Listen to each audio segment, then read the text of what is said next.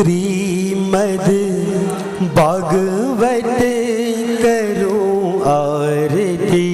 श्रीमद् भागवत करूं आरती। श्री गोकुलवरनी सेवा। श्री गोकुलवरनी सेवा। श्रीमद् भागवत करूं आरती।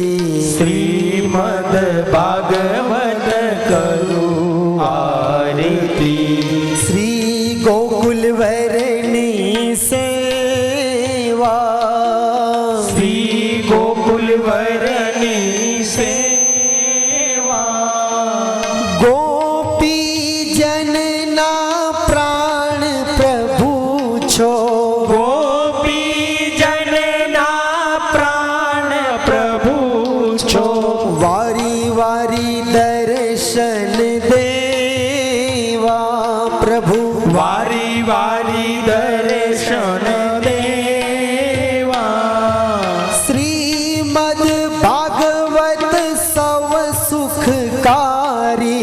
श्रीमद् भागवत सौ सुखकारी। निश दिन हरिवर सेवा प्रभु। निशितन हरिवर सेवा। श्रीमद् भागवत करूं आरती। श्रीमद् भागवत करूं आरती। श्री गोकुलवरनी सेवा। श्री गोकुलवरनी सेवा। भक्तोना तमे अधम उदाहरण। भक्तोना तमे अधम उदाहरण। एवा भागवत देवा प्रभु। एवा भागवत देवा। अष्ट सखाना प्रीतम प्यारा। अष्ट सखाना प्रीतम प्यारा।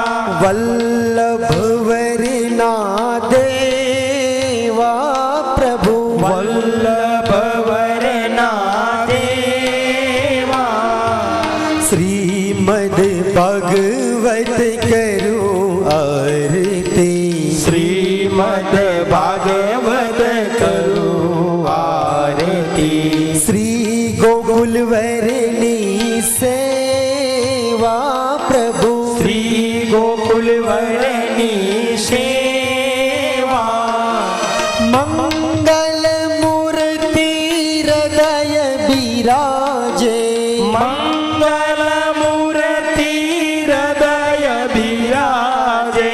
पूर्ण सुख डाले वा प्रभु।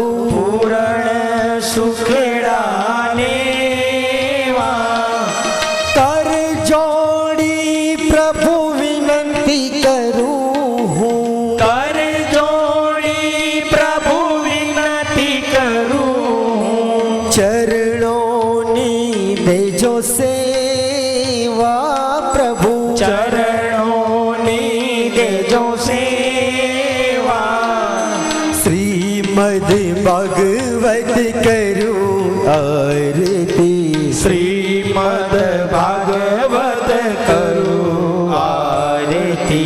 श्री गोकुलवरनी सेवा वाला। श्री गोकुलवरनी सेवा। श्रीमद् भागवत करूं आरती। श्रीमद् भागवत करूं आरती। श्री गोकुलवरनी सेवा प्रभु। श्री गोकुलवरनी सेवा। श्रीमद् भागवत करूं आरती। श्रीमद् भागवत करूं आरती। कर्पूर गौरं करुणावतारं संसार सारं भुजेन्द्रहारणं सदा वसन्तं हृदयारविन्दे भवं भवानी सहितं नमामि। मङ्गलं भगवान् विष्णु मङ्गलं गरुडध्वज मङ्गले पुण्डरीकाक्षो मङ्गलाय तनो हरि। सर्वमङ्गलमाङ्गल्ये शिवे सर्वार्थसाधिके शरण्ये त्र्यम्बके गौरी नारायणी नमोस्तुते नारायणी नमोस्तुते नारायणी नमोस्तुते। बोल श्री भागवत भगवान की जय।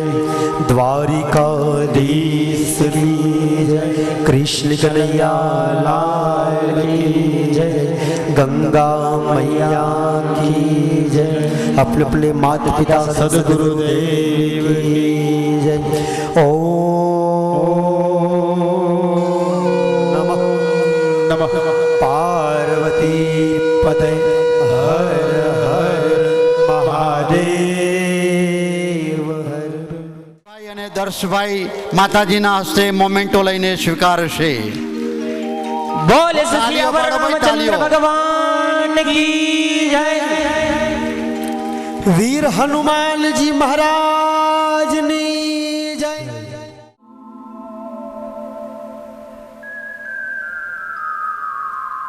શ્રીમદ ભાગવત કથાના આપણા આજના 7મા દિવસની કથા અને આજે આપણે કેટલા બધા ભાગ્યશાળી છીએ કે 7મો દિવસ એટલે ભગવાન શ્રી કૃષ્ણ પરમાત્માનો પ્રાગટ્ય દિન છે। આજે ગોકુલ અષ્ટમીનો દિન છે। દરેક જગ્યાએ ઉજવાઈ રહ્યો છે અને ભગવાનનું અવતરણ આ પૃથ્વી પર થયું તો આપણે બધા જ ગોપીજનો ગોપજનો સાથે મળીને એક ભાવ કરીએ કે આજના દિવસે આ ધરાતલ પર ભગવાન અવતરિત થાય છે। હે પ્રભુ, આપ જેવા અવતરિત થાવ ને એવા તરત જ અમારા બધાના હૃદયની અંદર આવી અને સ્થાપિત થઈ જજો કે જેથી કરીને આપણે બોલી ઉઠીએ, નંદ ઘેરા નંદ ભયો જય કનૈયા લાલ કી। नंद घेरा नंद भयो जय कन्हैया लाल की। नंद घेरा नंद भयो जय हो नंद लाल की यशोदाना लाल की। जय हो नंद लाल की यशोदाना लाल की। जय हो नंद लाल की यशोदाना लाल की। जय हो नंद लाल की यशोदाना लाल की।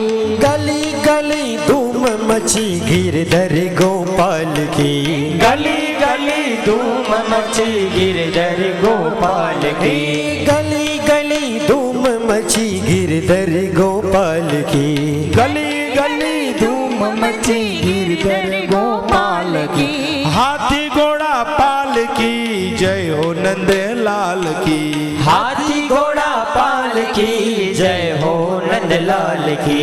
नंद घेरा नंद भयो जय कन्हैया लाल की। नंद घेरा नंद भयो जय कन्हैया लाल की।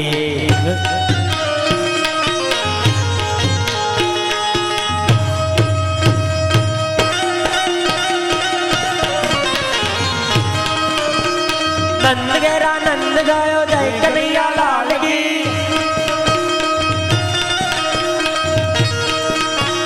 शंखनाद मृदंग बाज ढोल ढुमकी बजे ताल की।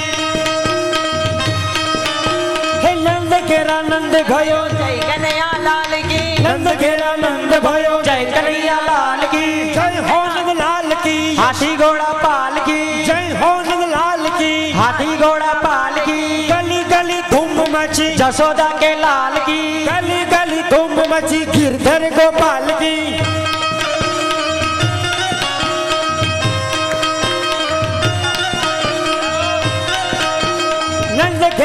नंद भयो जय कन्हैया लाल की नंद घेरा नंद भयो जय कन्हैया लाल की चांदी की साकड़ है सोने की लाल की ए जय आनंद लाल की जय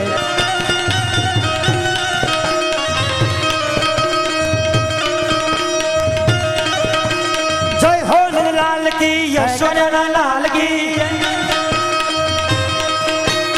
नंद घेरा नंद भयो जय कन्हैया लाल की नंद घेरा नंद भयो जय कन्हैया लाल की जय हो नंद लाल की हाथी घोड़ा पाल की आनंद उमंग भयो जय जगन्दा लाल की आनंद उमंग भयो जय कन्हैया लाल की ભગવાન શ્રી કૃષ્ણચંદ્રના જન્મની બધાઈ હો.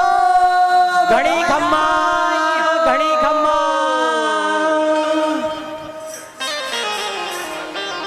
બધા શાંતિથી. આપણે વર્તમાન ક્ષણને માણવાનું ભૂલી જઈએ. જ્યાં છીએ ત્યાં રહો ને.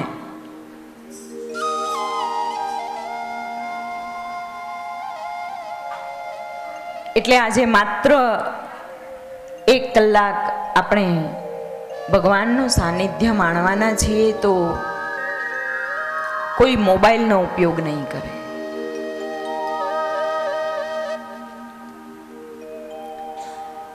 ઘણી ઘણી આગમવાણીઓ માનવ જીવન અને પૃથ્વીના અનુસંધાનમાં થઈ છે. એમાં એક આગમવાણી મને યાદ આવે છે કે કોઈકે કરી છે કે માણસ વાવડે વાતું કરશે. માણસ વાવડે વાતું કરશે. વાવડો એટલે પવન. માણસ પવને વાતું કરશે. માણસ એકલો એકલો બોલશે.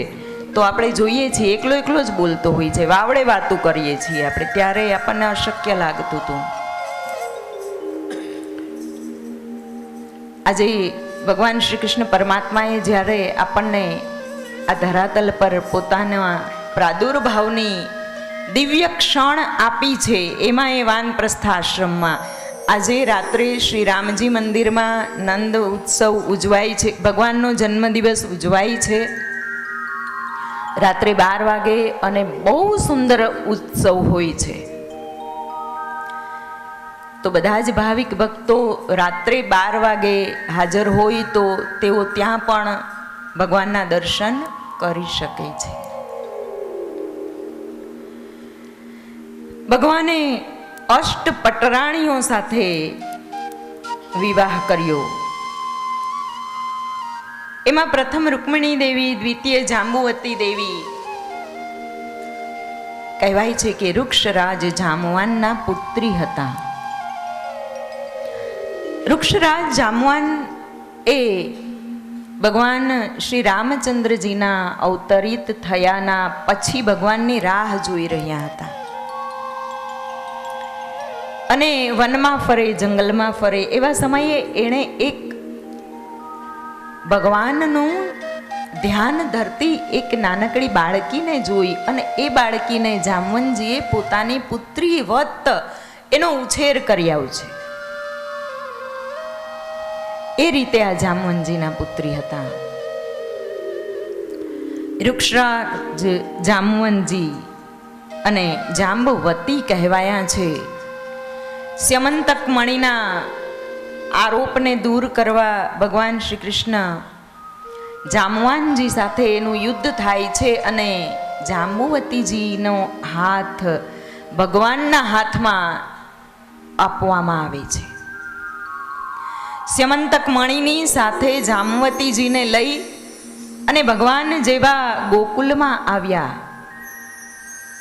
માફ કરજો, ભગવાન મથુરા આવ્યા એટલે બધાને ખબર પડી ગઈ, આખા મથુરાવાસીઓને, ઉગ્રસેન રાજાને, દેવકીજી, વસુદેવજીને અને રૂકમણીજીને પણ ખબર પડી કે બીજા પત્નીને લઈને ભગવાન આવે છે. એક આપણી આર્ય પરંપરા છે કે એને વધાવવા માટે વડીલ જાય, અને રસ્તામાં ભગવાન શ્રી કૃષ્ણએ જાંબુવતીજીને કહ્યું જ તું કે તમારે સર્વપ્રથમ રૂકમણીજીને મનાવી લેવાના, આટલું કામ તમારું. ભગવાન લઈને આવ્યા, માતાએ એને પોંખી લીધા, અંદર પ્રવેશી ગયા. અને ત્યાર પછી રૂકમણીજીના કાને આવી વાતો વહેતી થઈ કે રૂકમણીજી અત્યંત સુંદર હતા, સૌંદર્યવતી હતા. એ સમયના કદાચ મિસ વર્લ્ડ કહી શકાય. અને જામવતીજી આવ્યા એટલે બધાએ કહ્યું કે તમારાથી એ સુંદર છે, જોયા કોઈએ નથી, જોજો. હા, ભગવાન શ્રી કૃષ્ણએ પોતે નથી જોયા હજી તો. અને રૂકમણીજીને થયું કે મારાથી એ સુંદર હોય તો ભગવાન એના પરત્વે આકર્ષાઈ જશે. એટલે જેવા જામવતીજીને ભગવાન રૂકમણીજી પાસે વંદન કરવા મોકલે છે, મોટા છે, અને વંદન કરવા જેવા આવ્યા એટલે એમને નમન કર્યું, એમના ચરણ વંદન કર્યું. ત્યારે રૂકમણી દેવીએ અંદરથી એક આશીર્વાદ આપ્યો અને એ બોલ્યા કે હે જામવતી દેવી, તમે મારા જેવા જ સ્વરૂપવાન થઈ જાઓ, મારાથી આગળ કોઈ ના હોવું જોઈએ. અને આ તો જંગલમાં ઉછરેલા જામવતીજી, વૃક્ષરાજે એનો ઉછેર કર્યો છે, તો આખા દેહમાં રૂવાટી રૂવાટી હતી, મુખ પણ કાંઈક એ પ્રકારનું હતું, અને રૂકમણીજીએ એને પોતાના જેવું સ્વરૂપ આપી દીધું. સ્વરૂપ આપી અને પછી એણે ઘૂંઘટ ખોલ્યો તો હૂબહુ પોતાના જેવા જ હતા, એના આશીર્વાદથી થઈ ગયા. કોઈને પણ આપણે વંદન કરીએ છીએ એ ક્યારેય નિષ્ફળ જતા નથી. આપણને કાંઈકનું કાંઈક પ્રાપ્ત થાય છે. શ્રીમદ ભાગવતજી એવું કહે છે. તૃતીય એમના અર્ધાંગિની હતા એ સત્રાજીત રાજાના પુત્રી સત્યભામા, ચતુર્થ સૂર્યપુત્રી કાલિંદી દેવી, પાંચમા એ શ્રી કૃષ્ણના ફોઈ એવા રાજાધી દેવીના એટલે વિંદ અને અનુવિંદના બહેન મિત્રવિંદા, છઠ્ઠા એ કૌશલ દેશના રાજા નગ્નજીતના પુત્રી નાગ્નજતી દેવી, સાતમા કૈકઈ દેશના રાજા સંતરદનના બહેન અને શ્રી કૃષ્ણ ભગવાનના ફોઈ શ્રુતિ કીર્તિજીના પુત્રી, એનું નામ ભદ્રા. નામ બબ્બે પણ હોય છે, સમાન નામ પણ શ્રીમદ ભાગવતજીમાં જોવા મળે છે, એક સરખા નામ.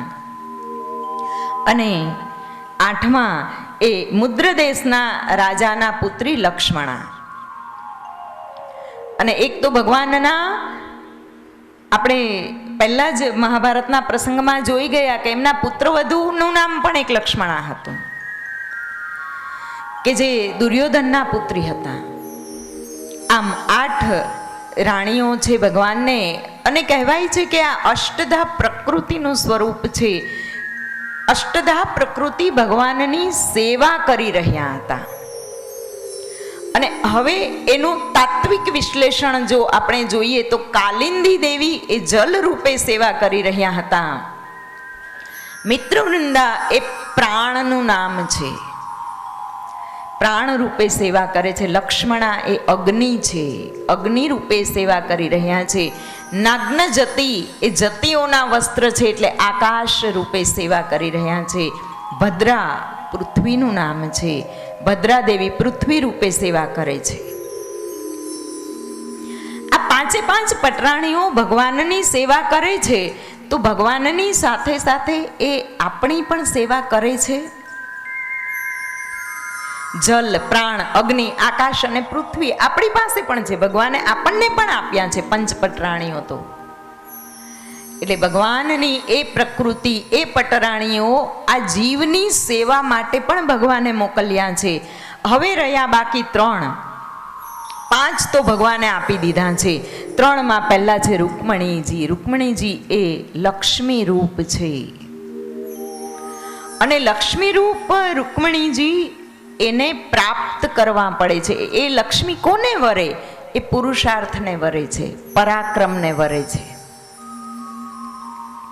5 ભગવાને આપ્યા છે, 6 આપણે પ્રગટ કરવાના છે પરાક્રમથી, પુરુષાર્થથી. 7માં એમના રાણી છે સત્યભામા. જે જીવ પાસે સત્ય હોય, એ સત્ય જેની પાસે હોય એની પાસે સત્યભામા દેવી રહે. અને આપણે સત્ય અને અસત્યની વ્યાખ્યા માત્ર વાણીથી કરી છે,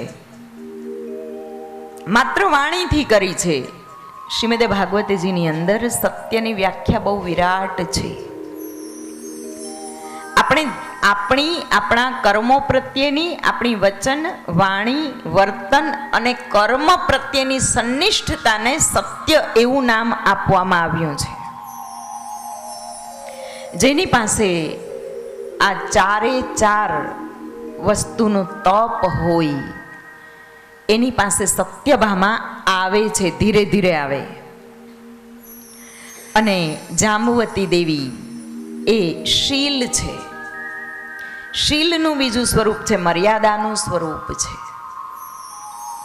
અને શીલવાન હોય, જે માનવ જીવનની, માનવ ધર્મની અને માનવ અવતારની મર્યાદાને જીવનમાં ઉતારી શકે અને જીવન પૂરું કરી શકે, એની પાસે જાંબુવતીજી આવે. 5 પટરાણી ભગવાને આપી છે, 3 આપણે પ્રગટ કરવાના છે. તો એ જ અષ્ટપટરાણી આપણી પણ સેવા કરે. આપણે 8 નારીઓના સ્વરૂપમાં જોઈએ છીએ, પણ શ્રીમદ ભાગવતજી આપણને કંઈક અલગ સંદેશ આપે છે. અષ્ટ પટરાણીઓ ભગવાન પાસે છે. ત્યાર પછી ભગવાન મુરાસુર દૈત્ય, મૂર દૈત્ય, મુરાસુર દૈત્ય અને ભૌમાસુર ત્રણેય નામ એકના જ છે. એ મૂર દૈત્યને ત્યાં 16,100 કન્યાઓ એણે કેદ કરીને રાખ્યા છે. એ 16,100 કન્યાઓને મુક્ત કરાવે છે. ભોજકટમાં રૂકમી એ પોતાનો વસવાટ કર્યો છે. રૂકમણીજીનું ભગવાને અપહરણ કર્યું, ત્યાર પછી બલરામજીના સન્માનથી શાંત થયેલા રૂકમીએ ભોજકટમાં વસવાટ કર્યો છે. અને રૂકમી અને એમના અર્ધાંગિનીનું નામ હતું રૂકમતી. રૂકમી અને રૂકમતીને માફ કરજો, રૂકમીના પુત્રીનું નામ હતું રૂકમતી દેવી. એ રૂકમતી દેવીને ભગવાન શ્રી કૃષ્ણના પુત્ર પ્રદ્યુમન અને પ્રદ્યુમનના પુત્ર અનિરુદ્ધને સાથે રૂકમતીને વરાવ્યા છે. શ્રી સુખદેવજી બોલ્યા કે બલિપુત્ર બાણાસુર થયો.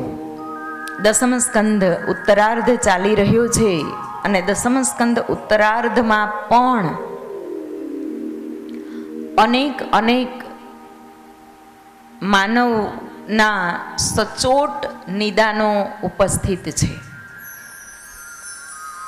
શ્રીમદ ભાગવતનો સપ્તાહ ક્રમ કંઈક એવી રીતે નક્કી કરવામાં આવ્યો છે કે ચતુર્થ દિવસે જ કૃષ્ણ જન્મ થાય અને ત્યાર પછી જ આ લીલાઓને આપણે વર્ણવવાની હોય છે.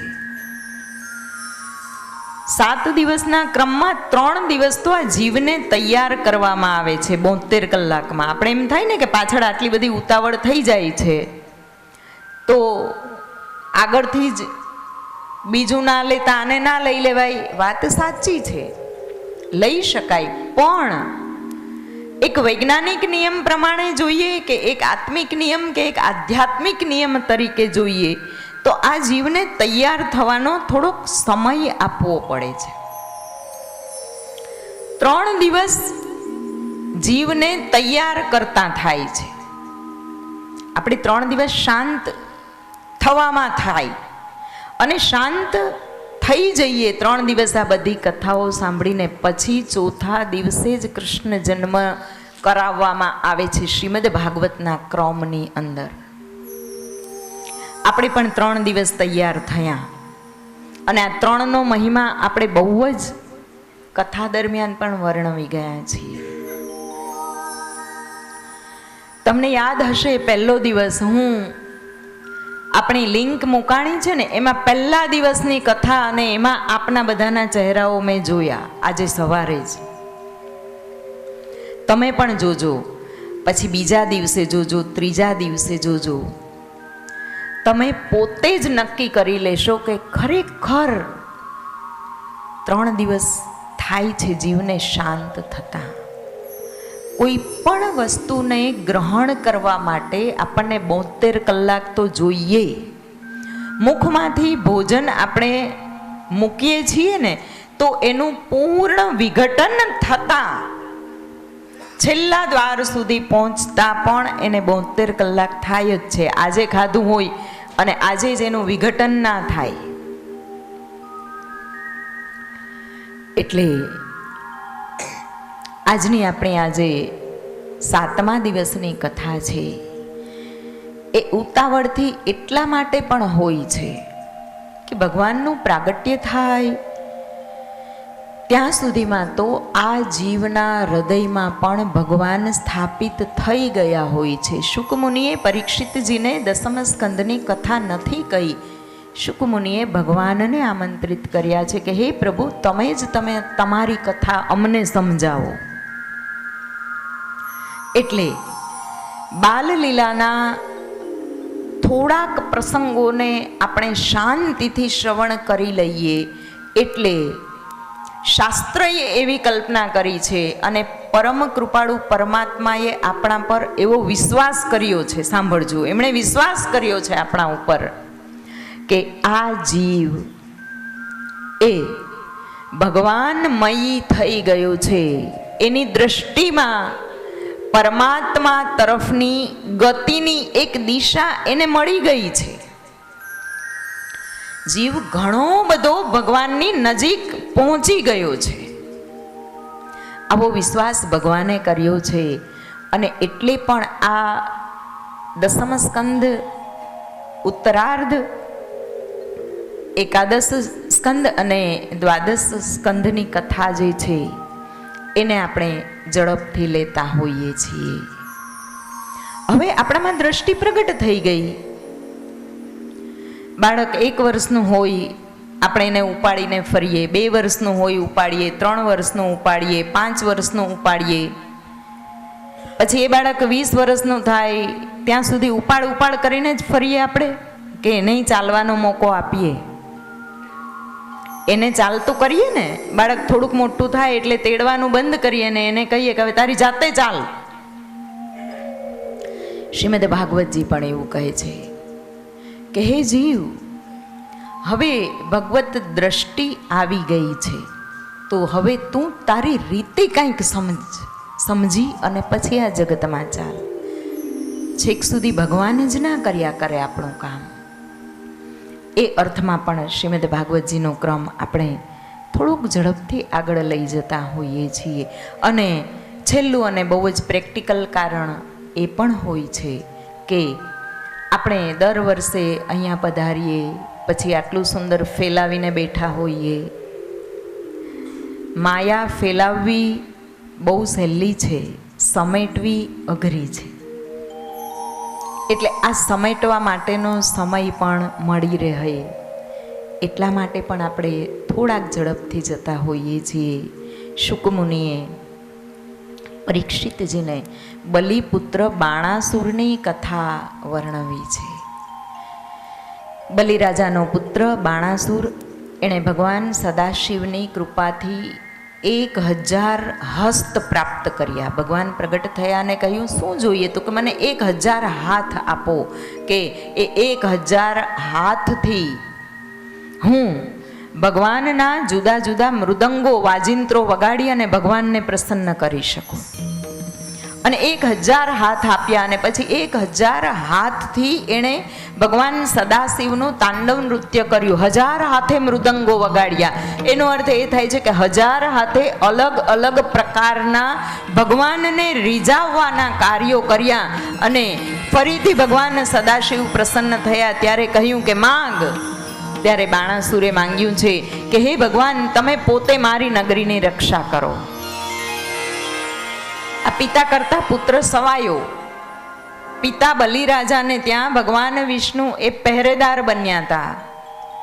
એનો પુત્ર બાણાસુર, એના તો નગરની રક્ષા જ ભગવાન શિવ કરે છે. આમ બાણાસુરની કથાનું પૂર્ણ વર્ણન છે.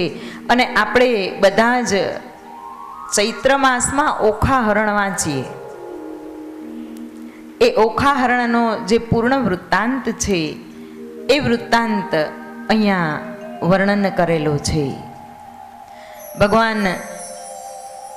ભગવાનના વરદાનથી રક્ષાયેલો બાણાસુર એ યદુવંશની સાથે યુદ્ધે ચડે છે. ભગવાન શ્રી કૃષ્ણ અને શિવજી આ બંનેનું પણ યુદ્ધ થાય છે.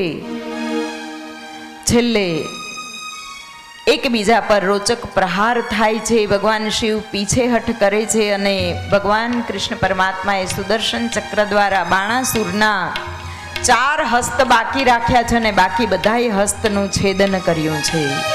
આવી કથા શ્રીમદ ભાગવતજીમાં અત્યંત આનંદ પમાડનારી કથા છે. ભગવાનની ભક્તિ કરી અને છેલ્લે પણ જો અહંકાર થઈ જાય તો એ પણ વિનાશનું કારણ બને છે. ક્ષણે ક્ષણે ભગવાને ચેતવણી આપી છે. નૃગ રાજાનો ઉદ્ધાર કર્યો છે, નૃગ રાજાનો શાપ મુક્ત કર્યો છે, એનું વર્ણન છે. બલરામજી એક વખત ગોકુળમાં ગયા અને ગોકુળમાં ગયા ત્યારે યમુને મહારાણીજીને પણ ગોકુળમાં આવવાની વિનંતી કરી કે તમે ગોકુળમાં પધારો. યમુના મહારાણીજી મથુરામાંથી ગોકુળમાં નહોતા આવતા. ભગવાન જ્યારથી મથુરા ગયા એટલે એમણે એમનો પ્રવાહ એ બાજુ થોડોક ઓછો વહાવ્યો અને ત્યારે યમુનાજીએ ના પાડી એ બાજુ વધારે વહન કરવાની. બલરામજીએ એમને ત્યાં ખેંચ્યા. શ્રીમદ ભાગવતજીમાં એ વર્ણન છે. આને અલગ રીતે આપણે મૂલવીએ છીએ કે બલરામજી શેષનો અવતાર હતા. એમણે છે ને ખારું પાણી જોયું હતું અને આ યમુનાજીનું આટલું મીઠું જલ જોયું. બલરામજીને એમ થયું કે આ મીઠા જળનો ઉપયોગ દરેક જીવને ખબર પડવી જોઈએ. જળ એ જ જીવન છે. એટલે મીઠા પાણીનો ઉપયોગ શીખવવા માટે બલરામજીએ, અને આમે આ યમુનાજી છે કાળના બહેન છે. ગોકુલ એટલે ઇન્દ્રિયો. ઇન્દ્રિયોમાં જો આ કાળના બહેન જ્યાં હોય ત્યાં કાળ ના આવે. એટલે એક અર્થમાં તો ગોકુલમાં યમુનાજીને સ્થાપ્યા છે એટલે ઇન્દ્રિયોમાં કાળના બહેનને સ્થાપ્યા છે. જો કોઈ પણ મનુષ્યની ઇન્દ્રિયો હોય ને એની ખાવાની જે ઇન્દ્રિયો છે એ ક્યારેય તૃપ્ત ના થાય. મનુષ્યની ઉંમર વધે પણ એને તો ઈચ્છાઓ જે છે ને એ જ પ્રકારની રહે. ઉપભોગ કરવાની બધી જ ઇન્દ્રિયો જીવનના અંત સમયે પણ એ જ પ્રકારની સક્રિય હોય છે. એની સક્રિયતા વધે પણ ઘટે નહીં. નાના હોય ત્યારે ઉપવાસ કરતા હોય, વ્રત કરતા હોય, સંયમ રાખતા હોય, પણ જેમ જેમ ઉંમર થાય ને એમ થાય કે વધારે ખાય. એક ભજીયાનો ઘાણવો થઈ જાય ને અઠવાડિયે એકવાર તો મજા આવી જાય. કાઠિયાવાડમાં ભજીયા બહુ હોય. એ રીતે પણ અર્થઘટન છે. અને બીજું કે જલનો ઉપયોગ બલરામજીએ આપણને શીખવ્યો છે. સિંચાઈ પદ્ધતિનું સંશોધન થયું છે. બલરામજીએ હળથી એ યમુનાજીના પ્રવાહને, એનું જે વહેણ હતું ને એ વહેણને ગોકુળ તરફ વહેવાની સુવિધા કરી આપી અને ત્યાં સુધી એ પ્રવાહ પહોંચાડ્યો છે. અહીંયા કૃષિ વિજ્ઞાનનો અને મીઠા જલનો કઈ રીતે જીવે ઉપયોગ કરવો જોઈએ એનું દર્શન કરાવ્યું છે. ભગવાન શ્રી કૃષ્ણજીએ પૌંડ્રકનો વધ કર્યો છે. આ પૌંડ્રક એ દેખાવમાં ભગવાન શ્રી કૃષ્ણ જેવો જ લાગતો હતો. એની પાસે પણ શંખ, ચક્ર, ગદા, પદ્મ હતા, પીતાંબર હતું, વનમાલા હતા, કૌસ્તુભ મણિ પણ આ પૌંડ્રક પાસે હતા. એની સુંદર કથા શ્રીમદ ભાગવતજીમાં છે. અને એ પૌંડ્રકે ભગવાનને એકવાર લલકાર્યા. એણે કહ્યું છે કે ભગવાન હું છું, ભગવાનનો અંશ તો હું છું. અને એવા સમયે ભગવાને એને શીખ આપવાનું નક્કી કર્યું છે. એની પાસે બનાવટી કિરીટ કુંડલો હતા અને ગરુડ પણ હતો. આપણે અત્યારે એરોપ્લેન બનાવ્યું છે, પણ શ્રીમદ ભાગવતજીમાં વર્ણન છે કે પૌંડ્રક પાસે એક એવો લાકડાનો ગરુડ હતો, કાષ્ટમાંથી નિર્મિત કરેલો હતો. અને એ ગરુડ જ્યારે કોઈ એક ચાપ હતી એની પાસે કે એને દબાવે એટલે લાકડાનો ગરુડ ઉડતો હતો. આટલે સુધી તો શ્રીમદ ભાગવતજીના સમયમાં આપણે પહોંચી ગયા હતા. અને ચાપ દબાવવાથી ઉડે. ભગવાન શ્રી કૃષ્ણને યુદ્ધ માટે આવાહન આપ્યું કે હું સાચો ભગવાન છું, તમે મારી સાથે યુદ્ધ કરવા આવો. અને ભગવાન સાથે યુદ્ધ કરવા એણે કાશીરાજને સાથે લીધા. ભગવાને પૌંડ્રક સાથે યુદ્ધ કરતા કાશીરાજનું મસ્તક છેદ્યું છે. પૌંડ્રક રાજાનો વધ થયો છે. કાશી રાજાનો પુત્ર સુદક્ષિણ યુદ્ધ કરવા માટે આવ્યો છે, એનો પણ વધ થયો છે. બલરામજીએ નરકાસુર ના મિત્ર દ્વિવિધ વાનરનો વધ કર્યો છે. કારણ કે આ દ્વિવિધ વાનર હતો એ ભગવાનના વરદાનથી રક્ષાયેલો હતો. દ્વિવિધ વાનરનો વધ થયો છે. અને ત્યાર પછી ભગવાન અજય એવા નરકાસુરનો વધ કર્યો છે.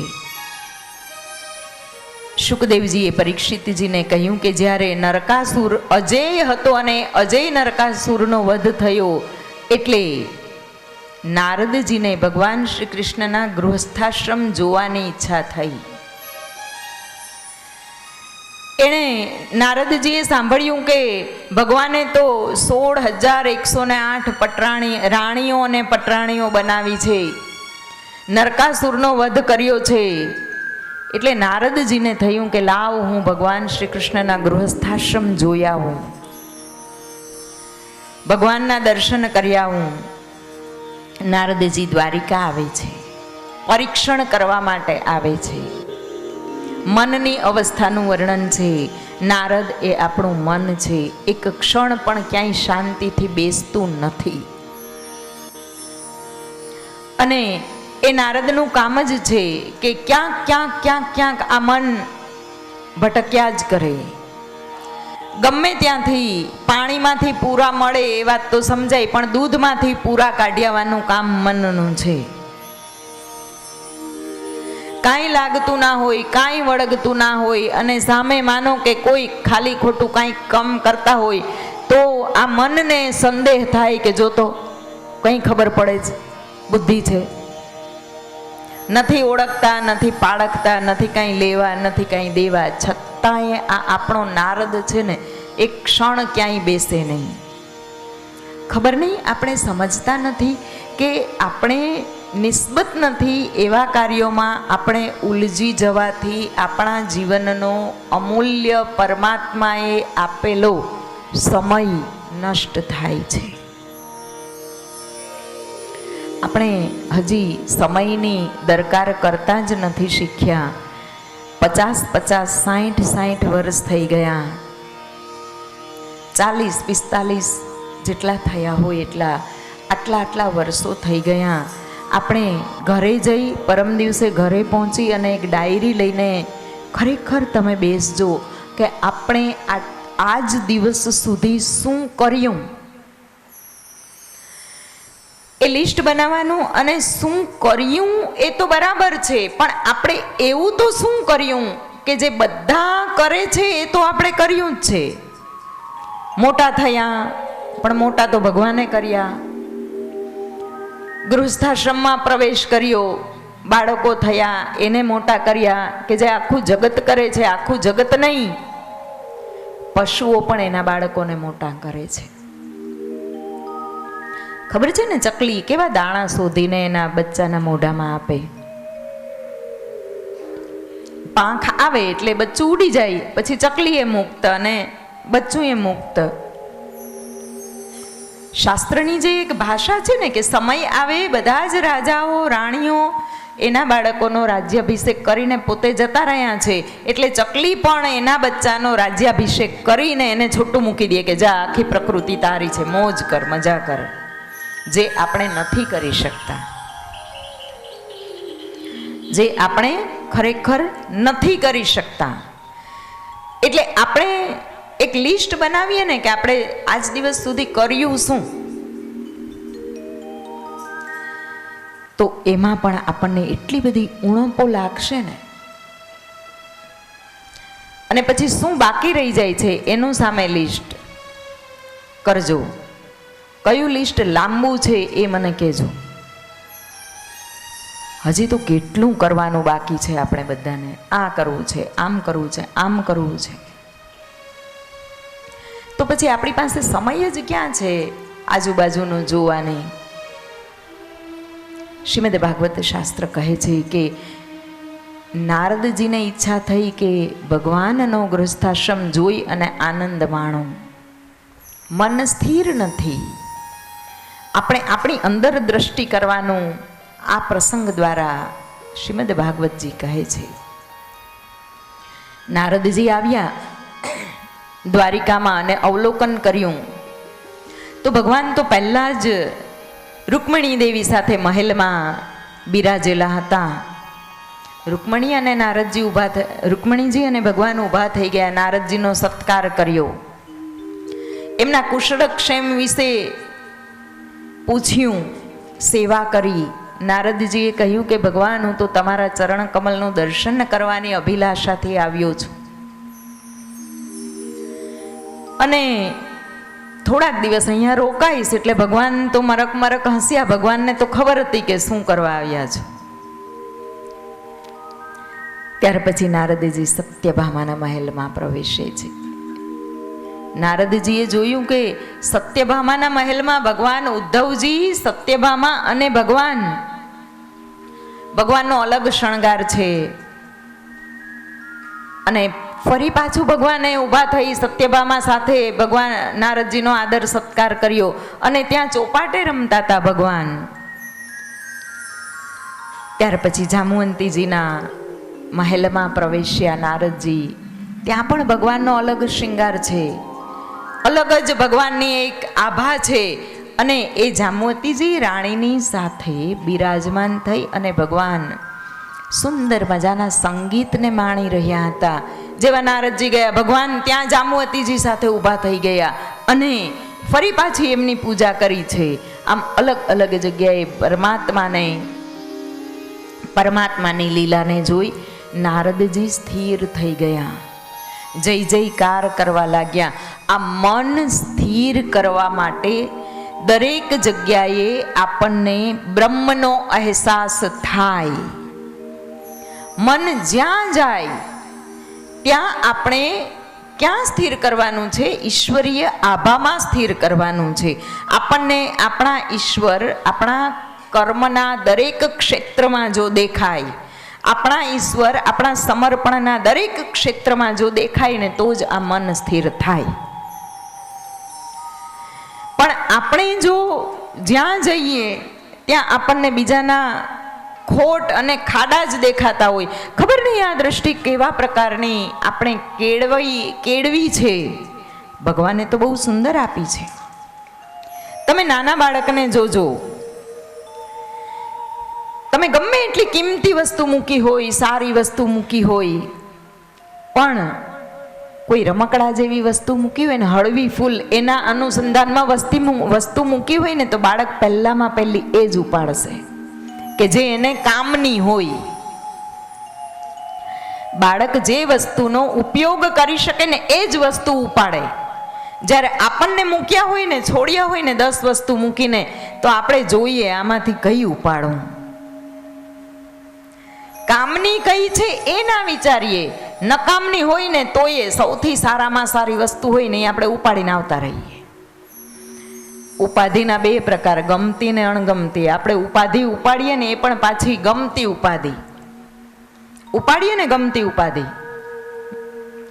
ભગવાને તો બાળપણમાં આપણને કેવી સુંદર દ્રષ્ટિ આપી છે કે જે કામનું હોય ને ઉપાડો, નકામનું ના ઉપાડો. આ જગતની અંદર તો ચારે બાજુ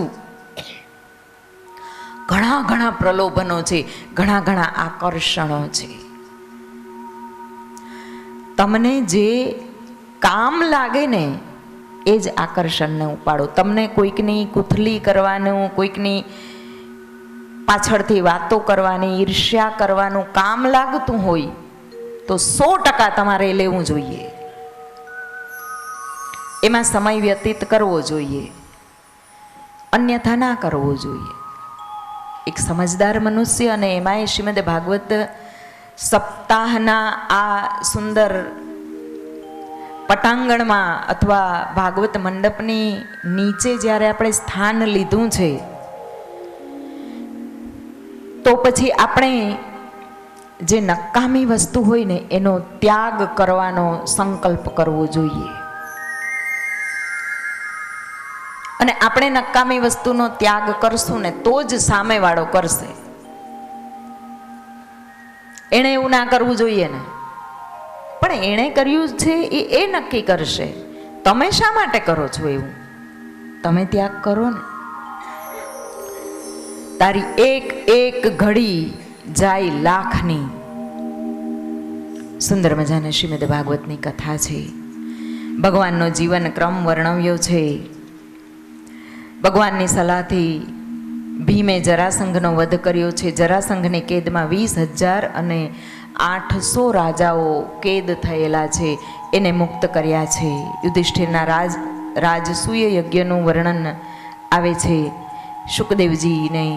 શુકદેવ મુનિને શ્રીમદ ભાગવત કથા પરીક્ષિતજીને શ્રવણ કરાવતા એક તો બ્રહ્મ ભોજન વખતે બ્રહ્માજીની લીલા વખતે ભગવાને જે લીલાના દર્શન કરાવ્યા એ વખતે સમાધિ લાગી છે અને વેદ મંત્રો દ્વારા એમને જગાડવામાં આવ્યા છે શુકમુનિને. અને એક બીજો પ્રસંગ છે વર્ણવતા પણ શુકમુનિને સમાધિ અવસ્થા પ્રાપ્ત થઈ છે. ભગવાનનો આ ધરાતલ પર ઘણો મોટો સમય વ્યતીત થયો, પણ ભગવાનના માથા પર એક ઋણ છે. ભગવાનનું કોઈનું ઋણ બાકી રાખીને ના જાય, અને ભગવાનના માથા પર એ ઋણ છે એ ચૂકવવાનું છે. ભગવાન રાહ જોઈ રહ્યા છે. ભગવાન રાહ જોવે કે ક્યારે એ ઋણ ચૂકવું અને પછી મારી લીલાને હું સમેટી લઉં. અને આમે આ કર્મનું ફળ છે એ પાકે ને કર્મ ત્યાર પછી જ મળે. ભગવાને પણ રાહ જોવી પડી છે.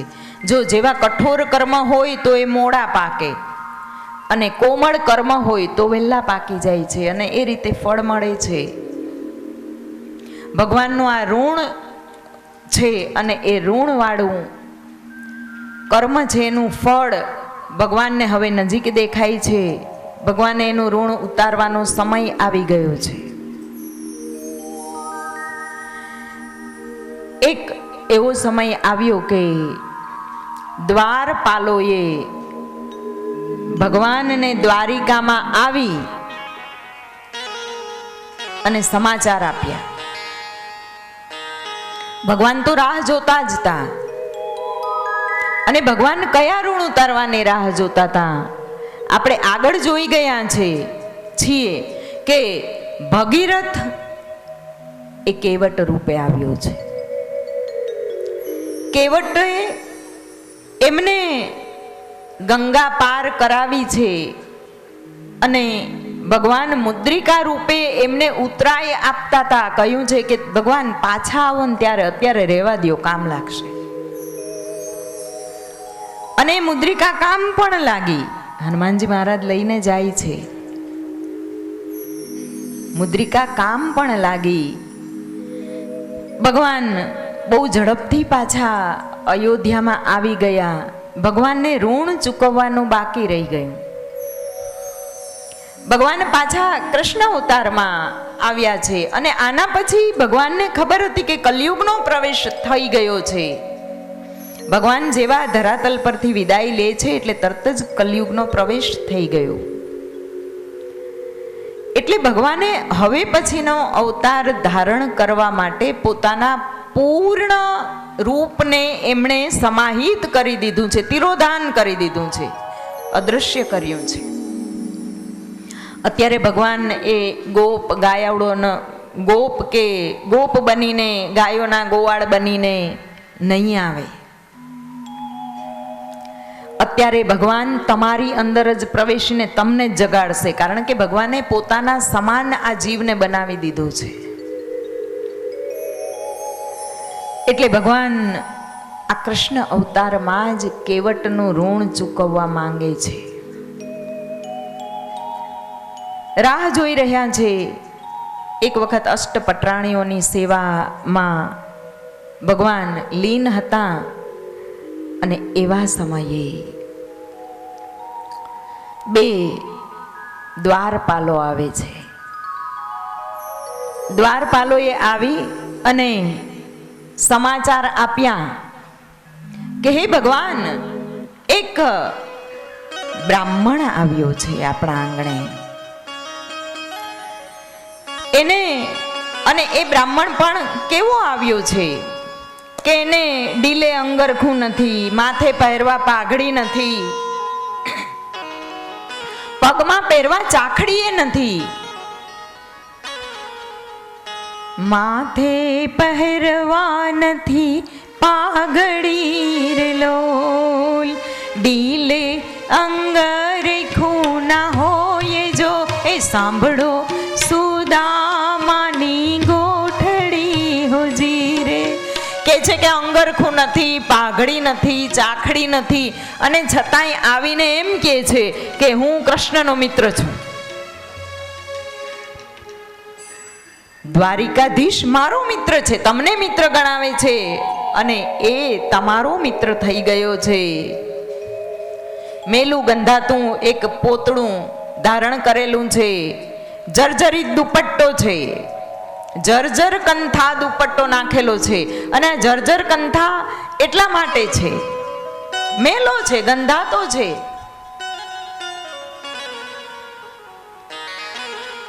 એ સુદામાના પત્ની જો એ દુપટ્ટાને ઉપર નાખવાના ખેસને સરખો ઘસીને ધોવા જાય ને તો ફાટી જાય, એટલો જર્જરિત થયેલો છે.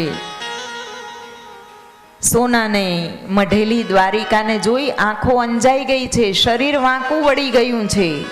એટલી બધી ઉંમર નથી, પણ અન્ન અને ધનના અભાવે વૃદ્ધાવસ્થા પણ જલ્દી આવી જાય. વૃદ્ધ થયેલા છે, હાથમાં લાકડી છે, લાકડીના સહારે ચાલે છે ભગવાન. અને તેઓ આવ્યા ને આવું કે છે. ભગવાનને જેવો સંદેશો મળ્યો, આમ તો ભગવાન છે ને નિંદ્રાધીન થતા હતા, અડધી આંખો બીડાઈ ગઈ હતી. એટલે સત્યભામા અને કાલિંદી દેવીએ અંદર નહોતા જવા દેતા. ભગવાન રૂક્ષ્મણીજી સાથે હિંડોળા ખાટ ઉપર ઝૂલી રહ્યા હતા, નહોતા જવા દેતા. પણ દ્વારપાળો ધીરે ધીરે કહે છે કે એક સુદામા નામનો બ્રાહ્મણ આવ્યો. અને ભગવાનના કાનમાં સુદામા શબ્દ પડે છે અંદર. જેવો સુદામા નામનો શબ્દ પડ્યો, ભગવાન ત્યાંથી ઊભા થઈ ગયા છે. એનું ઉત્તરીય વસ્ત્ર પડી ગયું છે. ભગવાને ચાખડી પણ ધારણ કરવાનો એક સમય ભૂલી ગયા છે. અને દોડતા દોડતા દ્વારપાળોની પહેલા પહોંચી જાય છે. કહે છે, હા સુદામા, હા તું આવી ગયો. હા સુદામા હા કરતા દોડે છે અને દોડીને સુદામાને ભેટી પડે છે. देखो देखो ये गरीबी का हाल देखो, तेरे द्वार पे आया हूँ मैं, यही विश्वास लेकर मैं, मेरे बचपन का यार है ओ मेरा कान्हा, यही आस लेकर मैं आया हूँ। अरे द्वार पालो कन्हैया से कह दो, अरे द्वार पालो कन्हैया से कह दो के दर पे सुदामा करीब आ गया है, के दर पे सुदामा करीब आ गया है।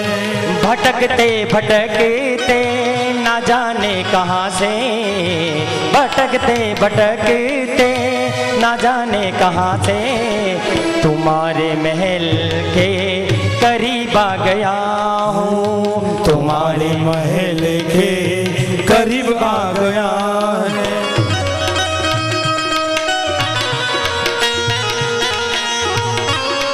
બે તાળીઓની સેવાથી આજે આનંદ કરવાનો છે.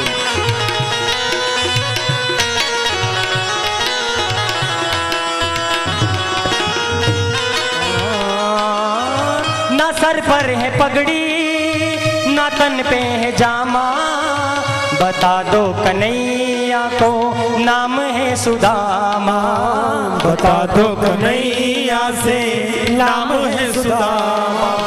ना सर पर है पगड़ी ना तन पे है जामा, बता दो कन्हैया को नाम है सुदामा। ना सर पर है पगड़ी ना तन पे है जामा, बता दो कन्हैया को नाम है सुदामा, बता दो कन्हैया से नाम है सुदामा। सुनते ही दौरे चले आए मोहन, सुनते ही दौरे चले आए मोहन, लगाया गले से सुदामा को मोहन ने, लगाया गले से सुदामा को मोहन। अरे द्वार पालो कन्हैया से कह दो, अरे द्वार पालो कन्हैया से कह दो, इधर पे सुदामा करीब आ गया है, इधर पे सुदामा करीब आ गया है। શ્રી કૃષ્ણ કનૈયા લાલ કી જય. ભગવાને બાકી રહેલું ઋણ ઉતાર્યું છે. કેવટે તો ગંગા જલથી ભગવાનના ચરણ પખાડ્યા હતા. ભગવાને રાણીઓને ઉપર હુકમ છોડ્યા છે, ત્રાસ લઈ આવો, કંકુ લઈ આવો, ચોખા લઈ આવો, વસ્ત્રો લઈ આવો. દોડાદોડ થઈ ગઈ છે. અષ્ટપત્રાણી વિચારે છે કે આ આવ્યું છે કોણ? અને ભગવાને ગંગાજલ જોયું તો ભગવાને વિચાર્યું કે મારા ચરણ ગંગાજળથી ધોયા હતા, તો મારે તો એનાથી કંઈક ઊંચું આપવું પડે ને. ભગવાનની મહત્તા છે એટલે ગંગાજળથી એ પવિત્ર જલ ભગવાને પોતાની અશ્રુધારા રૂપે વહાવ્યું છે. અને એ અશ્રુધારા રૂપે વહાવેલા જલથી સુદામાજીના ચરણ પખાડ્યા છે. ભગવાનને આપણે જેટલું આપીએ એના કરતાં ઉચ્ચ કોટીનું ભગવાન આપણને આપે. ભગવાન આપણે સડેલા ફળ આપીએ તો ભગવાન સડેલા ના આપે, પણ પોચા ને બગડેલા તો જરૂર આપે. આપણા જીવનમાં થોડુંક સારું આપે. આપણે ભગવાનને ફાટેલી નોટો ધરાવીએ, ના ચાલતી નોટો ધરાવીએ, ના ચાલતા સિક્કાઓ ધરાવીએ તો ભગવાન આપણને સંપત્તિ આપે ખરા, પણ કદાચ ડુપ્લિકેટ આપે.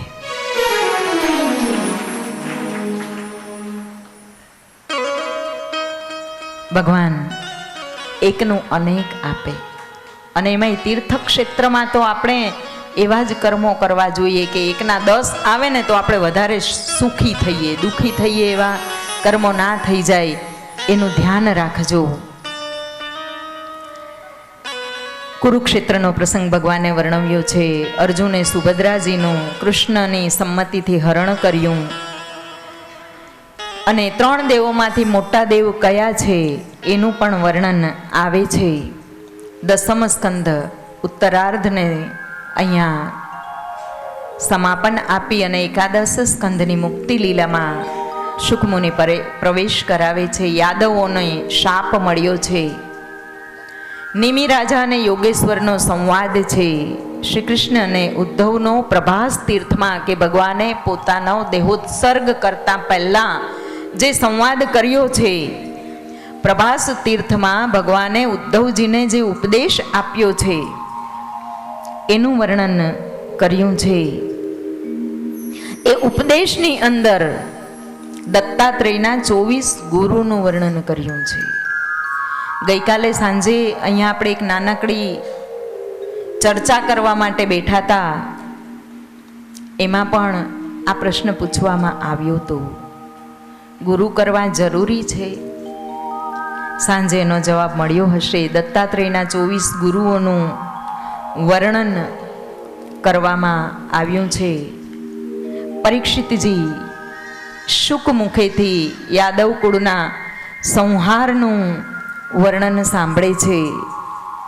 દારૂક સારથીએ દ્વારિકામાં આવી અને ભગવાનના સ્વધામ ગમનના સમાચાર આપ્યા છે.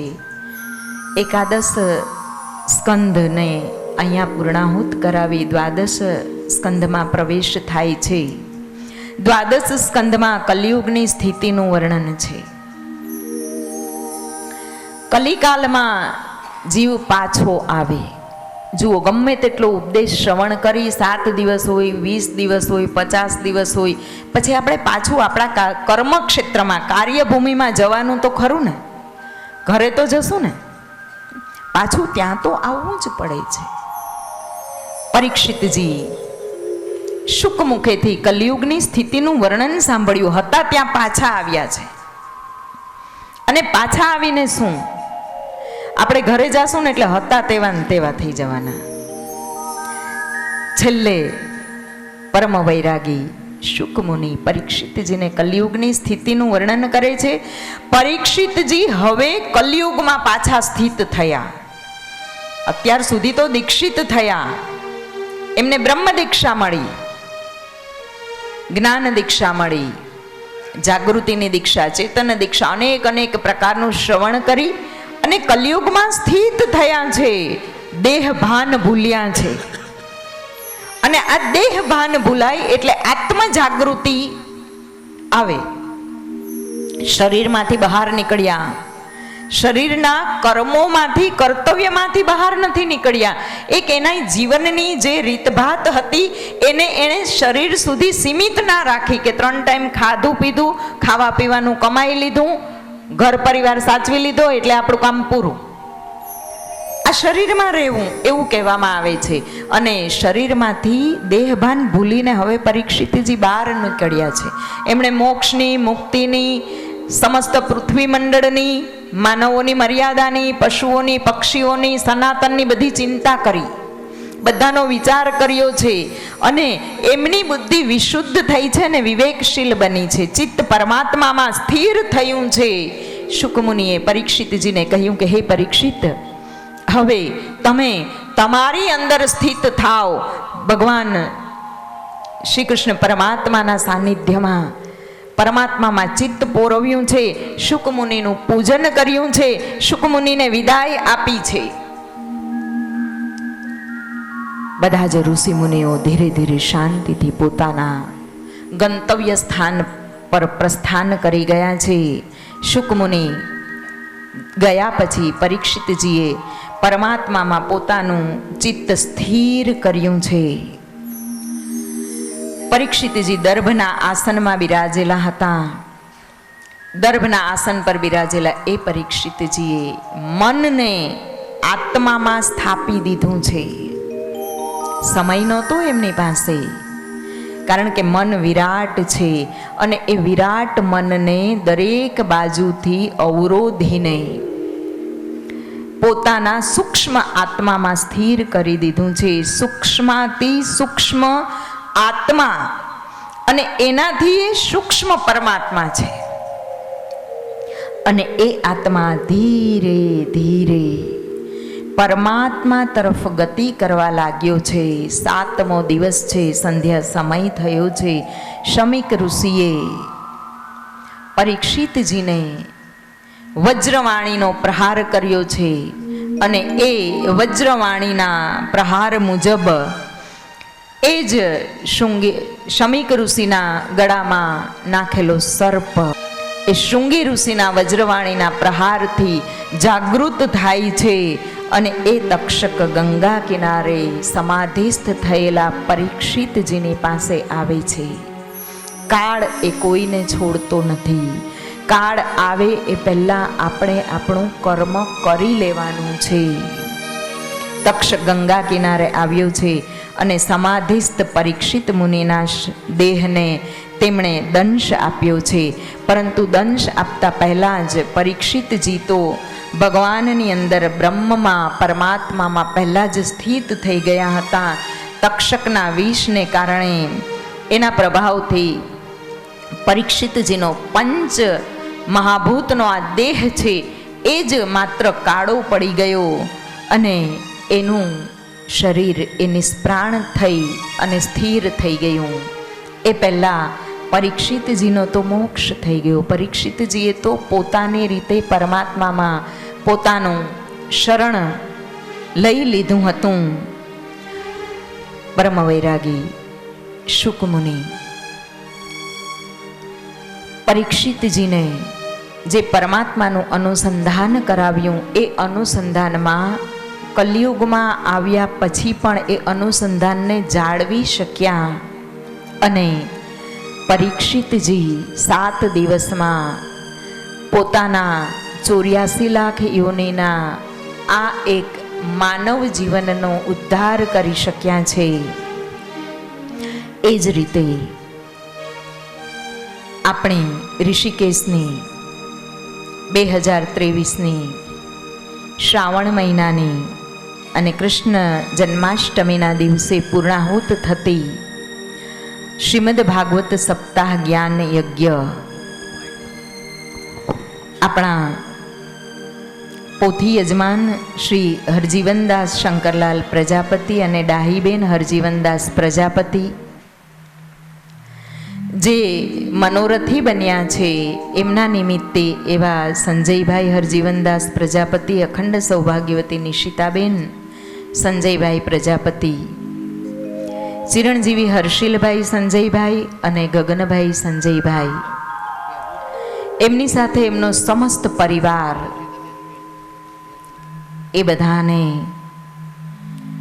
પરમ કૃપાળુ પરમાત્મા એમના શ્રીમદ ભગવત કાર્યને પૂર્ણ ફળ જે છે એ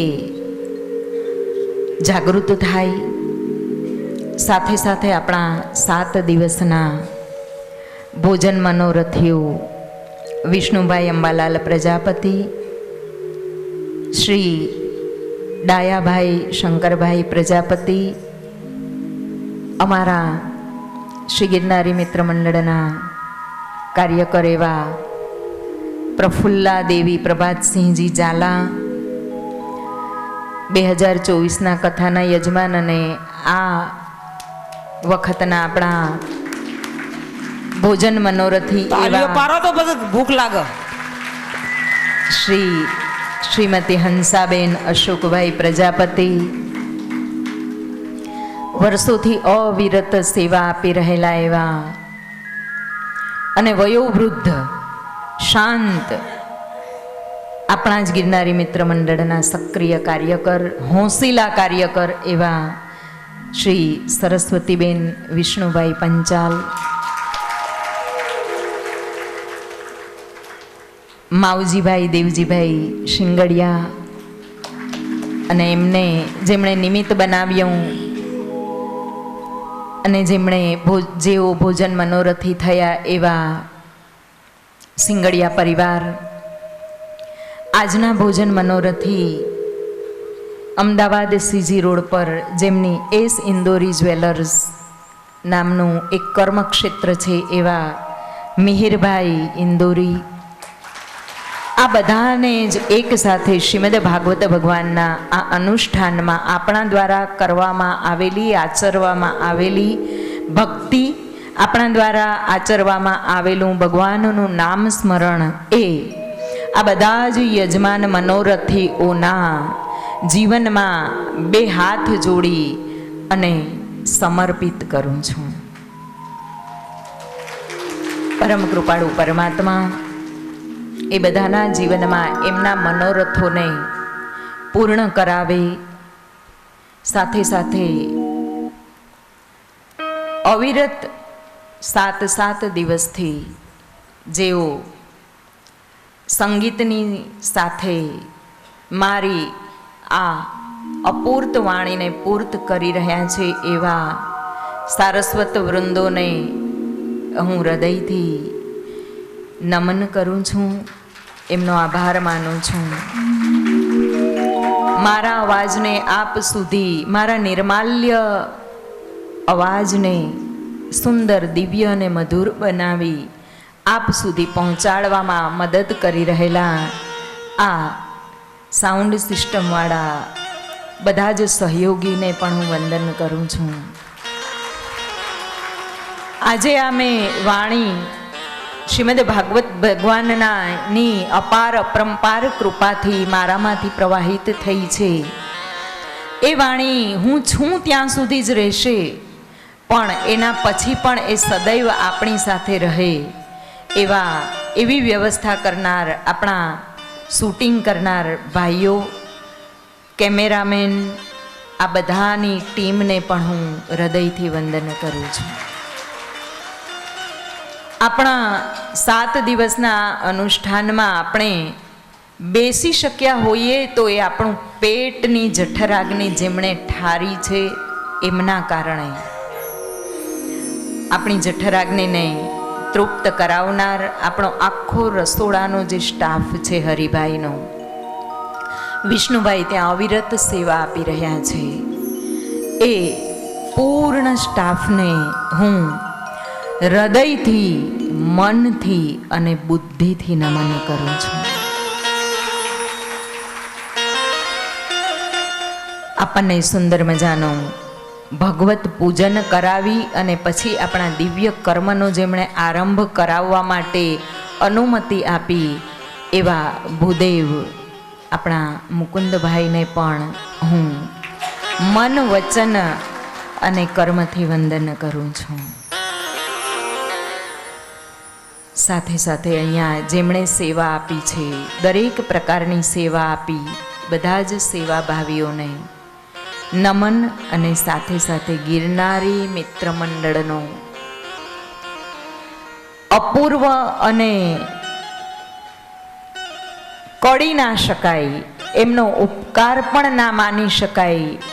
એનો ઉપકાર માનવા જઈએ ને તો આપણે નાના થઈ જઈએ, એટલે એમનો ઉપકાર માની નથી શકાતો. એમના માટે શબ્દો ના હોવાના લીધે એ ગિરનારી મિત્ર મંડળના 2 વિભૂતિ આપણે આપણી સામે જોઈ રહ્યા છીએ. એ વિભૂતિનું નામ લીધા વગર આપણે એમના દર્શન કરીએ અને માત્ર ને માત્ર શ્રીમદ ભાગવત ભગવાનના વાંગમય સ્વરૂપની સાક્ષીમાં હું એમને પંચાંગ વંદન કરું છું. શ્રીમદ ભાગવત કથાની વાણીને ભગવાનની સાક્ષીએ આ બ્રહ્માંડમાં વિહરતી ચેતનાઓની સાક્ષીએ અવિરત એમને પ્રાર્થના કરું છું કે જ્યાં સુધી ભગવાને મને આ પંચ મહાભૂતની કાયા આપી છે ત્યાં સુધી હે પરમાત્મા, તમારું નામ સ્મરણ હું મારી કાલી ઘેલી ભાષામાં કરતી રહું. એવા પ્રણામ સાથે શ્રીમદ ભાગવત ભગવાનની વાણીને વિરામ આપું છું. બોલીએ શ્રીમદ ભાગવત ભગવાનની જય. આ વાણી તો વૈખરી વાણી છે. આ વાણી દ્વારા કોઈનું હૃદય દુભાયું હોય, કંઈ ક્ષતિ રહી હોય તો એ ક્ષતિને આપ પૂર્ણ કરી અને મારી આ નાનકડી હસ્તીને આપ ક્ષમા આપશો. મહારાજની જય. અલાએ મનુષ્ય દેવો મનખો મળ્યો ફરી ફરી મળશે નહીં. ભજન કરજો ભાવથી કરજો ભવસાગર તરી જાશો રે. હેલો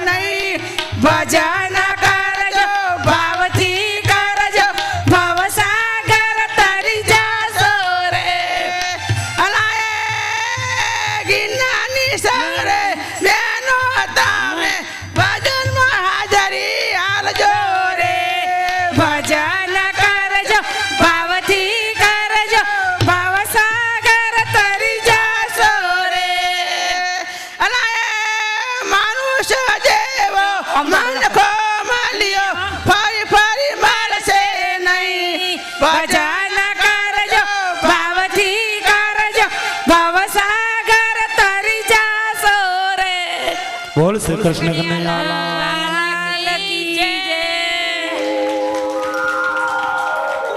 ખૂબ સરસ. ગુરુજી ઓ જી સતગુરુ તમે મારો તારણહાર, હરિ ગુરુ તમે મારો તારણહાર. આજ મારા રાખણી રે અજી રે પાવન ઘડિયા ભરજો ગુરુજી.